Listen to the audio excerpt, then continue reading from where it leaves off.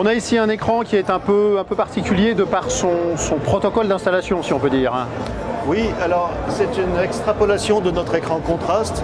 On a cette extrapolation sur deux modèles, le contraste et le référence, qui sont nos écrans les plus classiques et qui obtiennent les meilleures performances avec la toile Landlighter Neo, la plus acoustiquement transparente qu'on puisse trouver à l'heure actuelle.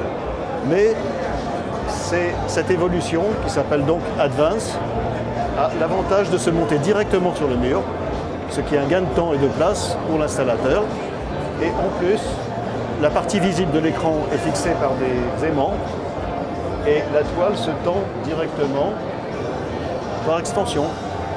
Donc on n'a plus à fixer la toile comme par avant dans un grid fixe. On gagne énormément de temps sur l'installation et en plus on peut l'installer dans des endroits où on n'a pas la place d'étaler la toile par terre. Ça évite aussi de la salir au passage. On est sur quel type de toile? On est sur Landlighter Neo, qui est la toile acoustiquement transparente la plus performante dans notre gamme. J'imagine que compte tenu du système, il y a des limites de taille à respecter ou ça peut s'adapter sur n'importe quelle dimension? La limite de taille, c'est la hauteur de la toile qui fait 3,10 m, ce qui permet par exemple sur un aspect ratio de 2,40 d'atteindre à 7,20 m de large. Et donc c'est fourni comment? La toile est enroulée et on fournit ça avec le cadre? Oui, alors la toile est enroulée, le cadre sur les très grands formats est en plusieurs morceaux qui sont assemblés sur site.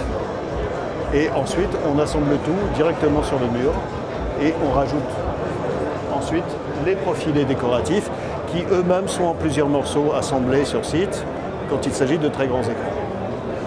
Et là, on est encore une fois en prix sur quelle gamme d'installation? Disons que c'est très difficile de dire un prix dans la mesure où on commence à 70 pouces et on termine à 250 pouces. Donc il y a une très vaste gamme.